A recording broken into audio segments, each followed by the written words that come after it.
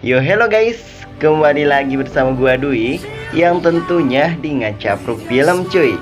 By the way, gimana nih kabar kalian semua? Semoga tetap sehat ya. Amin. Masih lanjut di Donghua Martial Master. Jadi buat kalian yang belum subrek, boleh lah ya di subrek dulu. Oke lah, gaskeun.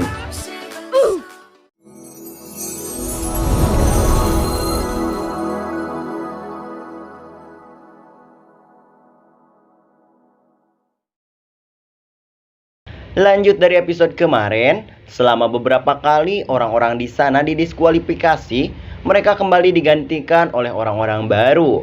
Dan juga melihat si Cincin yang masih bertahan di dalam, tentunya membuat semua orang bertanya-tanya. Terutama ketika si Cincin sudah benar-benar melewati tingkat ketiga. Singkat cerita, para praktisi pun satu persatu keluar dari sana karena didiskualifikasi ya cuy. Emang bukan hal yang mudah untuk mencapai tahap ketiga ini. Tak lama dari itu, Jiansu juga keluar dari portal itu sambil berkata, terobosan energi sejati ke kekuatan sejati ternyata prosesnya sangat membagongkan.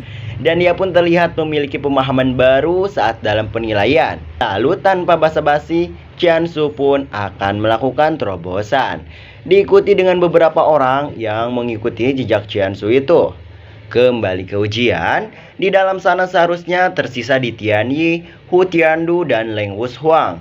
Tetapi hentinya mereka heran kenapa portal milik si Cincin masih adem ayem saja. Entah lagi melakukan apa nih.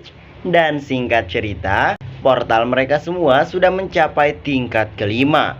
Di tingkatan ini merupakan ujian mengontrol kekuatan sejati tingkat Ancestor. Ini merupakan indikasi kalau pengendalian energi sejati mereka sudah mencapai tingkat mistik, juga telah mencapai titik yang sangat mengerikan. Bahkan ada yang menganggap Cincin ini adalah monster. Ya jelaslah, karena ia masih tingkat langit, tetapi si Cincin ini dapat memasuki tingkat kelima dengan sempurna. Di lain sisi ujian, mereka pun sedang berkultivasi menuju tahapan mistik dan memasuki kebenaran seni bela diri tingkat 5. Ini merupakan pengalaman yang sangat berharga bagi mereka cuy. Juga setidaknya menghemat bertahun-tahun latihan. Kok bisa ya? Dahlah, lanjut. Lagi-lagi dan perasaan heran para praktisi di sana pun bertanya-tanya, kenapa Cincin belum tersingkir dari dalam. Selain itu, Cincin memiliki kendali yang sempurna cuy. Lalu kemudian, tibalah di mana seseorang akan keluar dari dalam portal. Mereka mengira bahwa itu adalah si Cincin. Namun sayangnya, itu bukan si Cincin, melainkan si tuan muda Leng Wushuang. Sambil berdebat tentang siapa yang keluar, tiba-tiba lampu indikator di dua pintu pun menyala nguk-ngak-nguk. Mereka mengira bahwa ada yang salah dengan ruang batu yang ditempati si Cincin. Tapi gak mungkin ya cuy. Mereka beranggapan seperti itu karena hanya portal milik si Cincin lah yang satu-satunya masih stabil. Salah satu dari mereka pun meyakinkan orang-orang di sana bahwa ada kesalahan, karena mereka yakin bahwa tidak mungkin si Cincin ini bergegas ke tingkat kelima dari ranah Ancestor tanpa ada kesalahan sedikit pun. Ketika mereka sedang menunggu orang yang tersisa di dalam, akhirnya keempat lampu pintu pun berkedip dan menunjukkan mereka telah memasuki tingkat ke-6. Orang-orang di luar ibu kota kuno mengatakan ini adalah persepsi dari ranah kelas venerable tingkat ke-6. Dan ini merupakan sebuah kesempatan langka dalam 20 tahun cuy. Tak lama dari sana, keluarlah salah satu orang dari portal batu hitam itu, yang ternyata itu adalah Leng Wushuang. Dengan perasaan kesal karena melihat masih ada orang di dalam, di sini ia menyadari bahwa dirinya lah orang yang pertama tersingkir di antara para jenius dari dinasti Wei. Dan merasa kabentar kaget ketika melihat ada orang lain yang berada di tingkat 6 selain di Tianyi dan Hua Tiandu. Di sana ia semakin kaget lagi ketika mengetahui orang yang berada di sana ternyata si Lord Cincin. Setelah itu, tiba-tiba Hua Tiandu juga ikut keluar dari portal. Di sana ia yang melihat di Tianyi masih belum keluar, tentunya merasa sangat iri terhadapnya. Dan setelah itu, akhirnya di Tianyi juga keluar dari belakangnya. Dengan perasaan yang sombong, ia mengatakan, "Maaf membuat kalian berdua menunggu lama." Lalu dilanjut dengan kata-kata sombongnya lagi ketika berada di tahap ke-6 yang jika saja ia dapat menahannya lebih lama, maka tak diragukan ia bisa mencapai tahap 7 ranah bela diri. Ketika mengetahui masih ada orang yang ada di dalam portal, perkataannya terhenti dan mulai kaget. Makanya kalau sombong lihat dulu jerit. Semakin melihat si Chen hebat, maka membuat mereka semua yakin bahwa ada kesalahan pada ruang portal batu hitam itu. Bahkan sebagian dari mereka menyinyir benda kuno itu, tidak terkecuali si Ditian yang ikut menyangka kalau semua ini ada kesalahan. Sementara di dalam sana, Chen sedang berjuang mati-matian demi melangkah ke tahap yang selanjutnya.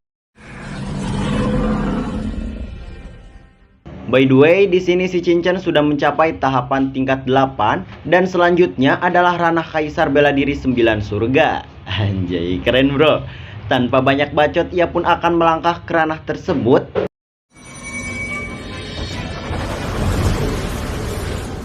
Di sana si Chen yang sudah merasakan tingkat ke-9, ia pun merasa bangga dengan dirinya. Mengetahui itu, ia pun segera memanfaatkan kesempatan langka ini demi memahami kebenaran dari Kaisar Bela Diri 9 Surga. Kembali kepada orang-orang aneh di luar, mereka heran kepada si Chen yang awalnya masuk pertama dan sampai kali ini ia tak kunjung keluar coy. Parahnya, si orang itu mengatakan bahwa si Chen terjebak di portal dalam keadaan tingkat 9.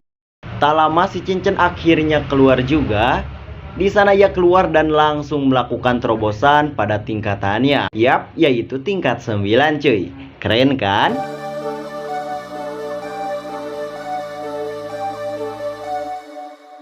Penasaran dengan kelanjutannya? Ya udah, mungkin segini dulu. Jika kalian suka, belum cuy. Di sana si Chen yang melakukan kultivasi penerobosan. Di tengah kultivasinya, tak henti-hentinya omongan negatif dilontarkan kepadanya. Sampai akhirnya ia berhasil berkultivasi dan si juri pun berniat akan melanjutkan ke putaran kedua karena ia sudah mengumumkan orang yang sudah lulus. Mendengar ada orang-orang yang komplain akan keputusannya, si juri pun tak segan-segan melenyapkan orang-orang itu. Sontak membuat sekitarnya menjadi mencekam. Kemudian sesudah itu, si juri menjelaskan bahwa di putaran kedua ini merupakan ujian formasi. Seperti judulnya, tiba-tiba mereka yang lulus memiliki pola formasi sesuai dengan tingkatannya. Di sini si Chen memiliki formasi yang begitu rumit karena ia sudah mencapai tahapan 9. Di sana si juri pun mulai menjelaskan bahwa formasi mereka perlahan akan semakin kuat. Jika halnya mereka bisa bertahan lebih dari 1 jam, mereka akan dinyatakan lulus cuy. Lalu ujian pun dimulai. Satu persatu dari mereka, terutama praktisi yang lemah, tentunya berjatuhan. Setelah itu, kita diperlihatkan formasi yang begitu megahnya. Bahkan menurut mereka formasi ini memiliki kekuatan yang besar meskipun baru dimulai. Mereka pun sampai-sampai tak mengira kalau formasi seperti ini ada di dunia. Efek yang dihasilkannya tak hanya berdampak untuk tubuh fisik saja, melainkan kekuatan mental dan jiwa. Juga tak luput dari pengaruhnya yang menekan mereka dengan tingkat tekanan tertentu.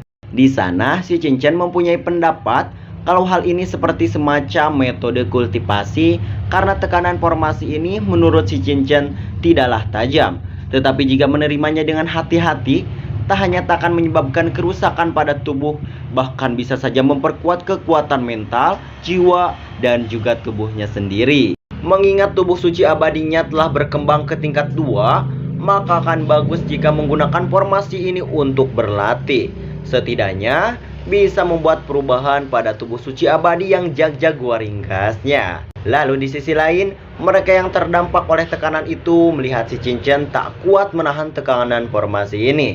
Seperti biasa, mereka terus mengolok-oloknya dan menyebut si Chen ini hanya orang beruntung yang lulus di putaran pertama. Pak Tua Heinu yang menyaksikan Chen, ia pun bertanya-tanya tentang apa yang dilakukan si Chen. Kembali ke lore kita, si Chen yang sedang berusaha menahan tekanan itu, ia pun akhirnya muntah darah. Membuat para hater-hater itu mempunyai prasangka kalau si Cincin lah orang yang akan tersingkir di awal ujian putaran kedua ini. Padahal di sana si Cincin sedang mencoba menahan tekanan itu dengan tubuh fisiknya. Karena mengetahui tubuh fisiknya tidak kuat menahan tekanan formasi ini, si Cincin pun tampaknya akan mencoba mendesak beberapa energi sejatinya. Singkat waktu, Cincin pun terlihat berhasil menahannya. Sampai-sampai orang yang menghujatnya tadi heran kenapa anak ini terlihat baik-baik saja. Tak beberapa lama dari sana, satu persatu peserta pun mulai berguguran tereliminasi, hanya menyisakan praktisi-praktisi yang pro. Di tengah ujiannya, si Cincin kembali memuntahkan darah, tetapi hanya beberapa detik saja, si Cincin sudah kembali jag-jaguar ringkas lagi. Melihat apa yang terjadi, lagi-lagi orang yang mengentengkan Cincin menyangka kalau ibu kota membantunya kembali untuk membuat dia bisa terus mengikuti ujian. Kayaknya pengen diklik lagi nih sama juri. Dalam waktu yang cepat, mereka semua juga tereliminasi dari sana. Tak terkecuali orang-orang dari dinasti Wei itu. Dalam ujian ini didominasi oleh orang-orang dari Park Siguisian yang kuat. Membuat orang ini menanyakan dari mana para jenius Park Siguisian ini berasal. Mengingat tak ada satupun dari 8 jenius mereka yang tersingkir cuy. Di luar sana para sesepuh-sesepuh dari ormas-ormas itu juga takjub akan kekuatan orang dari Park Siguisian. Karena dari 20 orang yang tersisa, masih ada 8 orang dari 5 kerajaan barat laut.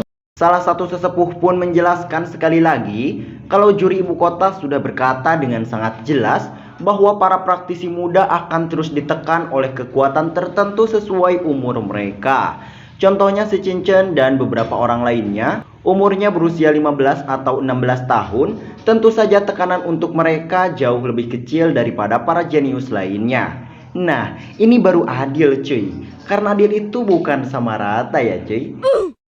Kembali ke dalam ujian, terlihat para praktisi muda seperti Wang Qiming, Neng Lingsang, dan Qiansu terlempar dari ujian kedua ini. Di sini ada hal yang ganjil nih, orang bertopeng ini tiba-tiba dengan sengaja melemparkan diri keluar, merasa ada yang aneh pada orang yang melemparkan diri ini. Si Cincin juga merasa heran.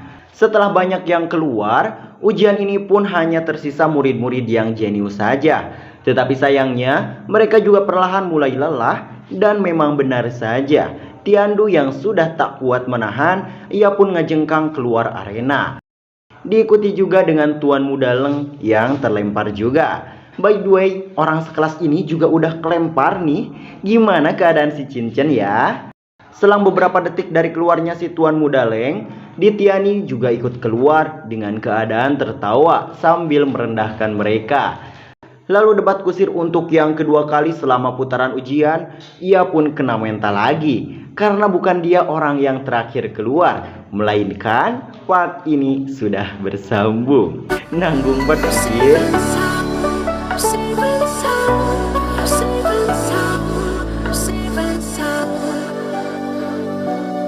Oke squad Capruk dimanapun kalian berada, jangan lupa di like, komen, dan di subrek ya. See you next video. Thanks for watching and goodbye.